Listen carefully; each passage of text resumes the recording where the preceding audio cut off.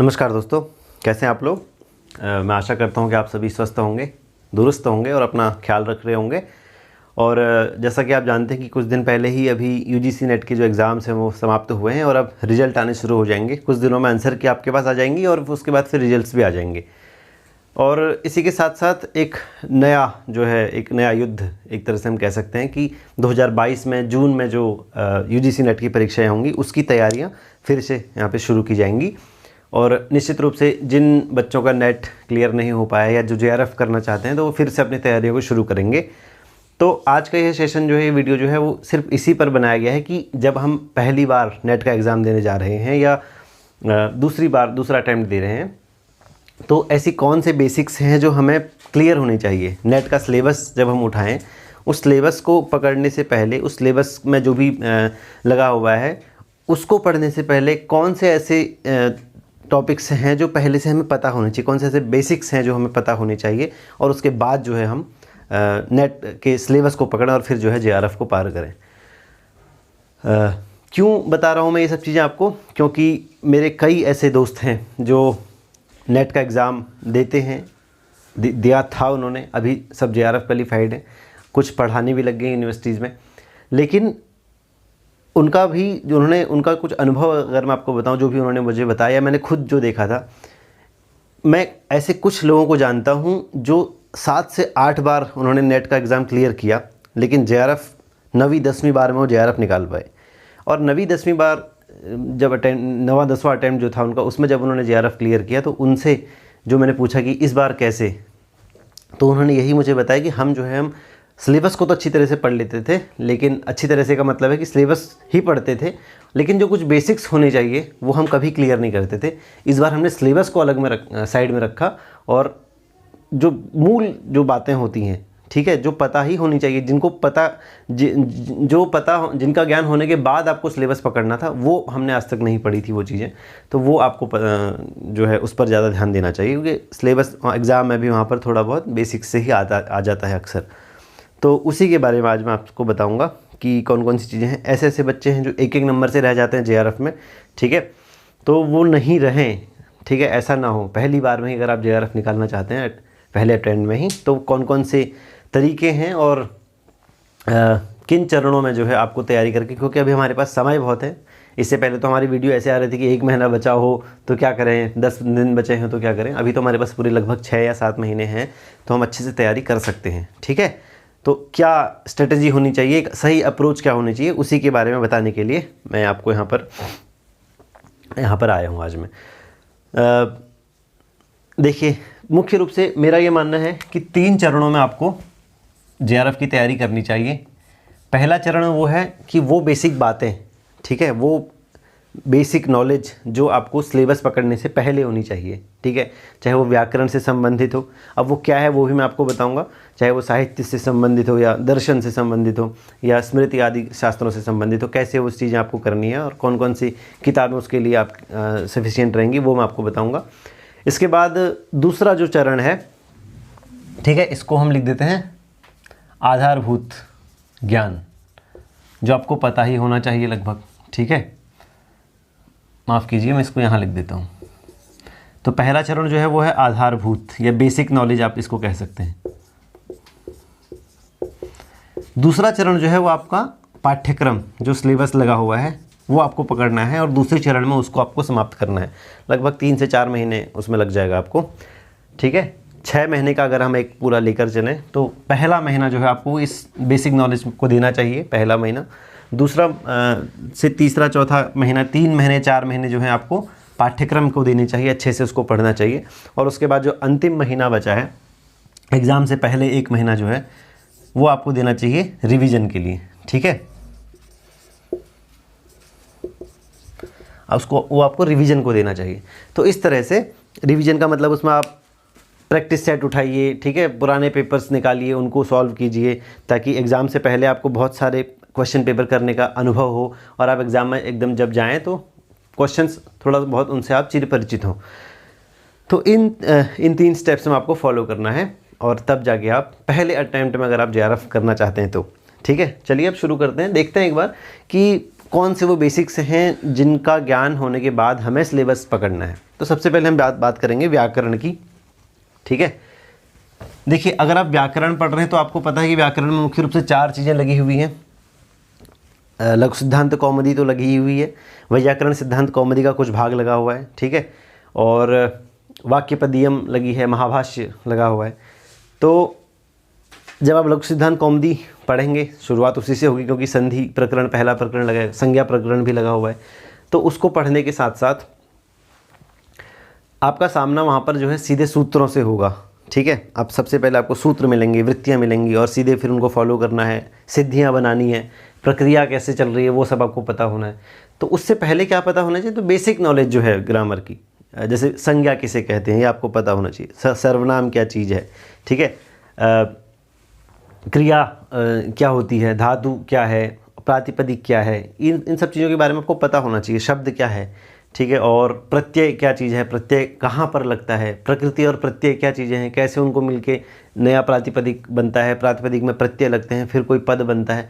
तो ये सब ज्ञान जो है, या फिर प्रत्यय के प्रकार कैसे हैं, ठीक है, तद्धित प्रत्यय है, कृत प्रत्यय हैं, स्त्री प्रत्यय हैं, उणादि प्रत्यय हैं, और इसके साथ साथ शब्द रूप जो है, अकारांत है, इकारांत, ये क्या होता है अकारांत इकारांत, और धातु रूपों में भी लकार क्या होते हैं, ठीक है, धातु रूपों में से भी किस गण की कौन सी धातु है, इसका थोड़ा बहुत नॉलेज, और इसके साथ साथ अव्यय पद क्या है, ठीक है, उपसर्ग क्या है, ये सब आपको पता होना चाहिए।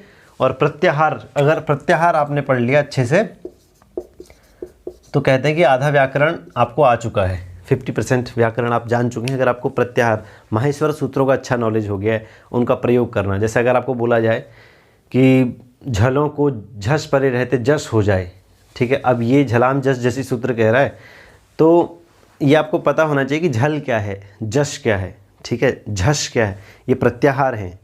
अगर वहाँ पर आपको कन्फ्यूजन क्रिएट होता है ये सब सुन के, ठीक है, एक के अच परे रहते एक को यण हो जाए, ऐसा सुनकर अगर आप कंफ्यूज हो जा रहे हैं कि ये क्या बोल दिया, ये तो समझ में नहीं आया, सिलेबस में तो लगा नहीं है, तो फिर इसका मतलब आपका बेसिक क्लियर नहीं है, आपको फिर से आप इस पर ध्यान देने की ज़रूरत है, बेसिक्स अपने क्लियर रखने हैं, ठीक है।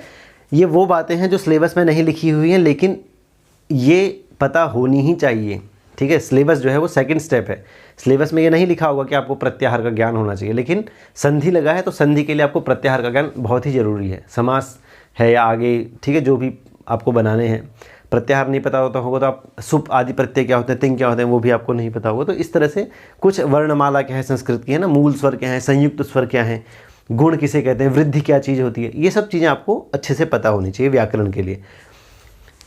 अब इसके लिए प्रश्न ये होता है कि कहाँ से करें ये सब चीज़ों का नॉलेज, क्योंकि हमारे पास तो लघु सिद्धांत कौमुदी लगी है, तो आपको कुछ नहीं करना है, आपको वही कोई सी भी आप बहुत सारी, अब तो ऑनलाइन भी आपको ऐसी की पुस्तकें मिल जाएंगी, सरल संस्कृत व्याकरण की कोई सी भी एक पुस्तक ले लीजिए जिसमें बेसिक्स हों, 6ठी 7वीं की कोई पुस्तक हो, या अनुवाद चंद्रिका जो है वो भी इसके लिए सफिशिएंट है, पर्याप्त है इसके लिए। अगर आप उसको अच्छे से पढ़ लेते हैं अनुवाद चंद्रिका को भी, तो वहाँ पर भी आपको सब चीज़ों के बारे में अच्छे से नॉलेज दे रखा है, वहाँ पर अच्छे से नॉलेज आपको हो जाएगा, वहाँ पर पूरी जानकारी अच्छे सरल शब्दों में वहाँ पर बताई गई है। बृहद अनुवाद चंद्रिका नहीं, अनुवाद चंद्रिका, ठीक है। अनुवाद चंद्रिका के बाद बृहद अनुवाद चंद्रिका इतनी ज़रूरी नहीं है, अगर आप उसको पढ़ना चाहते हैं तो। रचना अनुवाद कौमुदी है जैसे, तो ये 2-3 पुस्तकें हैं वो आप पढ़ सकते हैं। इसके बाद आप लघु सिद्धांत कौमुदी को उठाइए तो लघु सिद्धांत कौमुदी आपके लिए खेल हो जाएगा, मजाक एक तरह से, वो सरल हो जाएगी आपके लिए बहुत ज़्यादा। आप पहले ही लघु सिद्धांत कौमुदी उठाएंगे तो नहीं समझ में आएगी, तो इन तरीक़ों से जो है आप उस पर पहुँचिए तो आपके लिए चीज़ें सरल हो जाएंगी और व्याकरण आपके लिए आसान हो जाएगा, ठीक है। तो इसके बाद आता है साहित्य। साहित्य में आपको क्या करना है, साहित्य में आपको सबसे पहले तो पता है कि साहित्य में या तो काव्य के बारे में ही होगा, 2 प्रकार से साहित्य बढ़ जाता है, लक्षण ग्रंथ और लक्ष्य ग्रंथ। लक्षण ग्रंथों में जैसे साहित्य दर्पण है, ठीक है, काव्य प्रकाश है, वक्रोक्ति जीवितम है, ये ग्रंथ आपके लगे हुए हैं। लक्ष्य ग्रंथ वो हैं जो पद्य है या गद्य है या नाट्य है, तो इसके बारे में भी सीधी सी बात नॉलेज थोड़ा बहुत आपको रस पता होना चाहिए कि रस किसे कहते हैं, ठीक है। आपको वाक्य किसे कहते हैं ये पता होना चाहिए, वाक्य की शब्द की शक्तियाँ जो हैं थोड़ा बहुत, काव्य किसे कहते हैं उसके लक्षण क्या हैं, और अलंकार किसे कहते हैं, ठीक है। छंद क्या होता है, छंद में यति क्या है, गण क्या होते हैं, उसका सूत्र क्या है, यमाता राजभान सलगम जो छंद जो गण है, गण का सूत्र है, ठीक है, सभी गण इसी में समाये हुए हैं इस सूत्र में। तो ये कुछ ऐसी बेसिक चीज़ें हैं जिनके बाद आप अगर साहित्य के ग्रंथों को उठाएंगे तो वहाँ पर आपको उसकी भाषा समझ में आएगी। अगर आप सीधे साहित्य दर्पण उठाएंगे तो वो भाषा जो है, वो साहित्य दर्पण की लैंग्वेज जो है वो आपको समझ नहीं आएगी, क्योंकि आपने बेसिक नहीं पढ़ा है, ठीक है, अल्फ़ाबेट्स नहीं पढ़े हैं। अल्फ़ाबेट्स का मतलब यहाँ पर अवा कौखो से नहीं है, अल्फ़ाबेट्स का मतलब वो चीज़ें जिनके बाद आपको साहित्य दर्पण या वक्रोक्ति जीवितम उठानी चाहिए थी। और सीधी सी बात है, अगर आप नेट का एग्ज़ाम देने जा रहे हैं तो ये चीज़ें आपको आती ही होंगी। कुछ बच्चों को लग रहा होगा कि ये तो क्या बकवास सी बात है, ठीक है, क्या बता रहे हो आप, इसमें नया क्या बताया। लेकिन ऐसे बहुत सारे स्टूडेंट हैं जिनका बेसिक क्लियर नहीं है और वो नेट करना चाहते हैं, तैयारी भी करते हैं, सारी पुस्तकें खरीद के आज ले आए हैं खर्चा करके, लेकिन जो ज़रूरी पुस्तकें हैं, ठीक है, जिनके बिना इन पुस्तकों का ज्ञान जो है अधूरा रहेगा, वो पुस्तक पहले ज़रूरी है, उसके बाद उन पुस्तकों को लीजिए। साहित्य की नॉलेज के लिए इसके साथ साथ आपको कवि जो हैं, कवियों की उपाधि क्या हो सकती है, क्या क्या मतलब दी गई हैं, उनका समय क्या है। और सबसे अच्छा तरीका है किसी भी चीज़ के बारे में, अगर आप लक्षण ग्रंथों के बारे में पढ़ते हैं तो कालक्रम से चलिए, ईसा पूर्व से लेकर के प्रथम शताब्दी, द्वितीय शताब्दी, ऐसे करके अगर आप कवियों को याद करेंगे, किसी भी मतलब चाहे वो, अगर आप पद्य पढ़ रहे हैं, मान लीजिए पद्य काव्य पढ़ रहे हैं, मतलब महाकाव्य के बारे में पढ़ रहे हैं, तो महाकाव्य के कवियों को क्रम से लगा दीजिए और फिर उनके बारे में आपको पता चलेगा कि हाँ, अगर इस कवि के बारे में कुछ कहा गया है तो इसके बाद ये कवि आए हैं, इन्होंने ही कहा होगा, है ना। एग्ज़ाम में ऐसा आता है कि कालक्रमानुसार लगाइए, इस तरह से एग्ज़ाम में कई प्रश्न आते हैं, ठीक है, व्यवस्थित कीजिए कालक्रमानुसार। तो इससे आपको पता चलेगा कि कौन से कवि पहले आते हैं, कौन से बाद में आते हैं। तो आप एक लिस्ट बना सकते हैं, नोट्स बना सकते हैं, जिसमें आप कवियों को उनके कालक्रम के हिसाब से क्रम से रखें। क्रम से रखेंगे तो उनकी रचनाएँ, ठीक है, वो किस राजा के आश्रित कवि थे, कहाँ कहाँ उनका उल्लेख मिलता है, कहीं शिलालेख में मिलता है या किसी बाद वाले कवि ने उनका वर्णन कर रखा है, ये सब चीज़ें जैसे आपको पता चलेंगी, ठीक है। कौन से कवि जो है किस उपजीव्य के आधार पर श्रृंगार पर कोई बनाता है, किसी का उपमा है, कोई जो है अर्थ गौरव में जैसे भारवी का है, ठीक है, दंडी का पदलालित है। तो ये कुछ कुछ उनकी जो स्पेसिफिक चीज़ें हैं वो भी जो आपको पता होनी चाहिए। और इन सब चीज़ों का ज्ञान आपको कहाँ से प्राप्त होगा, तो इसके लिए आप क्या कीजिए, संस्कृत साहित्य का इतिहास खरीद लीजिए, कोई भी एक पुस्तक, संस्कृत साहित्य का इतिहास। ये वैसे बाज़ार में बहुत सारी पुस्तकें इसकी उपलब्ध हैं, लेकिन मुख्य रूप से जैसे उमाशंकर ऋषि जी की है एक पुस्तक, वो बहुत अच्छी बुक है। कपिल देव द्विवेदी जी की एक बुक है, वो भी काफ़ी अच्छी है। तो इनमें से कोई भी एक पुस्तक, बहुत सारी नहीं, एक को पकड़िए और उसी पुस्तक को अच्छे से उसका परिशीलन कर लीजिए 1 महीना, और उसके बाद जो है आप संस्कृत के नेट के सिलेबस को उठाइए। तो ये बहुत अच्छा जो है, बहुत सहायक होंगी ये पुस्तकें आपके लिए, जैसे ये है, ठीक है। इसी के साथ साथ इसमें आपको वेद का भी नॉलेज हो जाएगा। अगर आप संस्कृत साहित्य का इतिहास पुस्तक पकड़ते हैं कोई किसी भी एक राइटर की, तो उसमें आपको वेद का भी पता चल जाएगा कि वेद का क्या है, ब्राह्मण क्या है, आरण्यक क्या है, उपनिषद के बारे में थोड़ा बहुत जो बेसिक नॉलेज होना चाहिए ना, उपनिषद का क्या है, कौन से मुख्य उपनिषद है जिन पर शंकर ने भाष्य लिखा है, ये सब चीज़ें। तो इनके लिए आपको एक संस्कृत साहित्य के इतिहास की बुक लेनी है और उसका अध्ययन करना है 1 महीने के लिए। साहित्य के बाद अगर हम बात करें दर्शन की, तो दर्शन के लिए भी वही चीज़ है। सीधे आप सांख्यकारिका मत उठाइए, सीधे आप अर्थ संग्रह उठा के बैठ जाएंगे, योग दर्शन उठा के बैठ जाएंगे, तो चीज़ें उतनी आसान नहीं रहेंगी, बहुत समय आपको लग जाएगा। एक पुस्तक ले लीजिए इसके बजाय, सांख्यकारिका उनको साइड में रखिए, ठीक है, सांख्यकारिका, योग दर्शन, ब्रह्मसूत्र जो भी लगा हुआ है अभी रहने दीजिए, शुरुआत कर रहे हैं। एक पुस्तक लीजिए भारतीय दर्शन का इतिहास, ठीक है, एक ऐसी किसी भी राइटर की एक पुस्तक ले लीजिए जो बाज़ार में उपलब्ध हो अच्छे से, और उसको थोड़ा सा पढ़ लीजिए 1 महीना पहले, उसको पढ़ लीजिए इस पहले चरण में, पहले चरण वाला जो 1 महीना हमने डिसाइड किया है उसमें उसको पढ़ लीजिए। उसमें आपको सभी दर्शनों के बारे में अच्छे से सब कुछ वो बता देगा कि प्रमाण मीमांसा क्या है, उसकी प्रमाण क्या होता है, ज्ञान मीमांसा असल में उसे कहते हैं, कि हर दर्शन जो है वो कहता है कि ज्ञान आपको होना चाहिए। तो ज्ञान की प्रक्रिया क्या है, ज्ञान का साधन क्या है, ज्ञान क्या है, वो सब ज्ञान मीमांसा में आ जाएगा। प्रमाण उसी के अंतर्गत आ जाते हैं, कौन सा दर्शन कितने प्रमाण मानता है, ये सब प्रमाण मीमांसा, ज्ञान मीमांसा में आ जाता है। फिर तत्व मीमांसा क्या है, ठीक है, ये संसार बना है तो कौन कितने तत्व मानता है, सांख्य 25 मानता है, जैसे इस तरह से अलग अलग 7 पदार्थ हैं, 12 जो है 16 पदार्थ हैं। इस तरह से हर दर्शन का अपना अपना एक चिंतन है ना। वेदांत 1 मानता है। तो ये सारी चीज़ें जो हैं, आपको एक भारतीय दर्शन का इतिहास, एक ऐसी कोई पुस्तक ले लीजिए, भारतीय दर्शन इस नाम से कोई पुस्तक आएगी, उसका अच्छे से परिशीलन कर लीजिए, तो वो आपको बहुत सारी बेसिक नॉलेज दर्शन के बारे में आपको हो जाएगी। और फिर जो है आप सब्जेक्टिव जो है, स्पेसिफिक जो लगे हुए हैं, जो ग्रंथ लगे हुए हैं, जैसे कि सांख्य कारिका है या योग दर्शन है, ठीक है, उनको आप फिर उनका परिशीलन कीजिए। और फिर जो है आप सांख्य कारिका आदि इन ग्रंथों को पढ़ोगे तो आपके लिए अर्थ संग्रह ये सब चीज़ें पढ़ोगे तो बहुत तर्क भाषा है तो बहुत आपके लिए आसान हो जाएगा इनको समझना, क्योंकि आप इनके मूल जो भावना है उनको समझ गए हैं पहले कि इनमें क्या बताया गया है ना, और ये किस तरह से ये इसमें क्या बताया जाएगा उसको आप पहले ही जान चुके हैं। अगर आप भारतीय दर्शन का इतिहास या इस तरह की कोई पुस्तक नहीं लेना चाहते हैं तो जो भी आप पुस्तक लेंगे, स्पेसिफिक जो पुस्तक होगी, जैसे सांख्य कारिका आपने उठाई या तर्क भाषा अगर आपने उठाई, तो उसका भूमिका भाग जो होता है, कई पुस्तकें ऐसी हैं जिनका भूमिका भाग में ही वो पूरे दर्शन का अच्छा सा जो है परिचय दिया रहता है, तो वो भूमिका भाग को भी अवश्य पढ़ें, उसमें भी काफ़ी नॉलेज आपको हो जाएगी, ठीक है। लक्षण जैसे पूछे जाते हैं, अब आपसे कहा कि प्रमा के करण को प्रमाण कहते हैं, ठीक है, अब प्रमा क्या है तो यही नहीं पता चल पाता। अब प्रमा, ठीक है, प्रमाण, फिर उस पर आते हैं करण क्या है, कारण क्या है, ठीक है, सन्निकर्ष क्या है ना, इंद्रियार्थ सन्निकर्ष क्या है, ये सब चीज़ें जो है ये कन्फ्यूजन क्रिएट कर देती हैं। तो भूमिका भाग में जो है इन सब चीज़ों का निवारण किया जाता है, वहाँ पर अच्छी तरीके से इनको बताया गया होता है, तो वो अगर आप पढ़ लेंगे तो वो भी आपके लिए काफ़ी आसान हो जाएंगी चीज़ें। इसके बाद जैसे स्मृति साहित्य का इतिहास जो लगा हुआ है सिलेबस में, स्मृति है, याज्ञवल्क्य स्मृति, मनुस्मृति, या फिर अर्थशास्त्र लगा हुआ है, अर्थशास्त्र, लिपि का इतिहास लगा हुआ है या अभिलेख जो लगे हुए हैं, तो इनके लिए भी आप जो है इनकी जो पुस्तकें हैं, मनुस्मृति अगर आप खरीदेंगे तो उसकी भूमिका भाग में अच्छे से उसके बारे में बताया गया होगा, और इंटरनेट पे तो इनके बारे में बहुत कुछ अच्छे से बता रखे हैं। इंटरनेट का उपयोग कीजिए, वहाँ पर सब आपको बताएंगे। इसके साथ साथ जो है कांटेक्ट में रहिए अपने दोस्तों के, ख़ास तौर से जैसे आपको अभिलेख शास्त्र के बारे में कुछ जानना है तो पुरालिपि शास्त्र डिपार्टमेंट में अगर आपका कोई एपिग्राफी डिपार्टमेंट में अगर कोई आपका दोस्त है, एपिग्राफी से अगर आपका कोई एमए कर रहा है कोई दोस्त, ठीक है, या फिर जिसने की है, उसके संपर्क में आइए, उसको पूछिए कि ऐसा ऐसा लगा है सिलेबस में, क्या इसमें तुम्हारे पास है, मुझे क्या दे सकते हो, क्या इसमें हेल्प कर सकते हो, मुझे कैसे इसको थोड़ा पढ़ा सकते हो, मैं तुम्हें ये पढ़ा सकता हूँ, मैं आपको ये दे सकता हूँ, मुझे आप इसका थोड़ा सा चर्चा कर लेते हैं। तो इस तरीके से भी ये भी एक तरीका हो सकता है।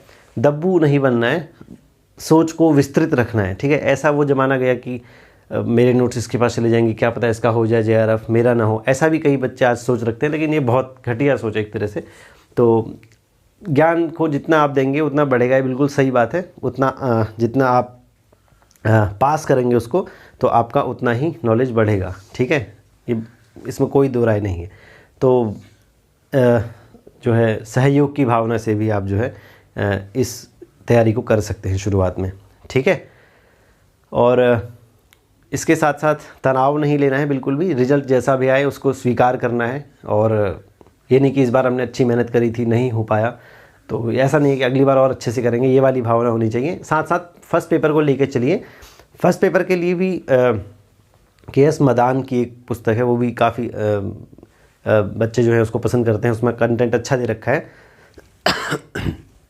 माफ़ कीजिएगा, तो उसमें भी काफ़ी अच्छा जो है बता रखा है, वो ट्रांसलेटेड है असल में हिंदी में किसी पुस्तक का, तो बहुत अच्छा उसमें बता रखा है। बाकी फर्स्ट पेपर के लिए तो यूट्यूब पे आपको चैनल्स बहुत मिलेंगे, बहुत सारी वीडियोस मिलेंगी। फर्स्ट पेपर की साथ साथ तैयारी करते रहिए, क्योंकि वो बहुत ही इंपॉर्टेंट है, वही जो है आपका JRF में बहुत सहायक होता है, JRF की कट ऑफ तक पहुँचाने के लिए, ठीक है। ये तो वो बातें थी जो अगर आप बिना किसी कोचिंग के करना चाहते हैं, ये आपको खुद ही करना पड़ेगा, खुद आपको जाना पड़ेगा, पुस्तकालयों में भटकना पड़ेगा, पुस्तकें लेनी पड़ेंगी, किसी दोस्त से बात करनी पड़ेगी, ये सब आपको खुद मेहनत करनी पड़ेगी। हाँ, अगर आप ये सब कुछ नहीं करना चाहते, आप चाहते हैं कि बस मैं तैयारी पर ध्यान दूँ, ये सब चीज़ें मुझे अपने आप प्रोवाइड हो जाए और इसके लिए मैं एक छोटा सा पेमेंट कर दूँ, तो वो भी आपके पास ऑप्शन है। बहुत सारे संस्थान ऐसे हैं जो आपको UGC नेट संस्कृत की जो है तैयारी करवाते हैं, हमारा भी है उसमें, हम भी करवाते हैं। तो जो जहाँ से आपको लगता है कि जिसका आपको समझ में आता है, जो भी संस्थान आपको अच्छा लगता है, जो भी टीचर्स आपको अच्छे लगते हैं, तो उस संस्थान से आप सीरीज़ ले सकते हैं नेट की। 5-7 हज़ार के अंदर अच्छे से पूरा नेट का सीरीज़ आपको मिल जाती है, तो वहाँ से आप अच्छी तैयारी करके जो है आप नेट क्वालिफाइड कर सकते हैं। क्योंकि दो चीज़ें हैं क्यों हम ऐसा करते हैं। एक बात है कि मुझे यहाँ से मान लीजिए पुस्तक भंडार जाना पड़ेगा, वहाँ से मेरे को पुस्तकें छांटनी पड़ेंगी, फिर लानी पड़ेंगी, फिर नोट्स बनाने पड़ेंगे। ये टाइम मेरा, ये काम एक दूसरा बंदा है जो पहले ही कर चुका है, मान लीजिए वो मैं हूँ, मैंने ये सब काम पहले ही कर लिए हैं। जितने भी तरीके की किताबें वहाँ पर अवेलेबल हैं उन सबको पढ़ के उनसे एक नोट बना दिया है, मतलब एक अच्छा सा PDF या वर्ड कुछ भी मैंने बना दिया है वहाँ पर, ठीक है। और मैं चाह रहा हूँ कि मैंने ये जो मेहनत करी है आपका समय बचाने के लिए, इसके लिए आप मुझे कुछ पेमेंट करें। मैं का मतलब कोई भी संस्थान, तो इसमें आपको क्या दिक्कत होगी, आपका समय बचा, ठीक है, आपका किताब लेने का भी खर्चा बच गया, तो इसके साथ आपको नोट्स भी सारे मिल गए, निचोड़ जो है उसका पूरा, साथ वो समझा भी रहा है, दे ही थोड़ा ना रहा है, वीडियो के माध्यम से बता भी रहा है आपको। तो ये सब चीज़ें भी अच्छा तरीका है, ये भी ऑनलाइन। ऐसा नहीं है कि कोचिंग से ही होगा, लेकिन कोचिंग बहुत ज़्यादा सहायक हो सकती है इसमें, लेकिन अगर आप सही कोचिंग चुने तो, ठीक है। ये नहीं कि कोई भी करवा रहा है, थोड़ा उसके बारे में पता कर लें।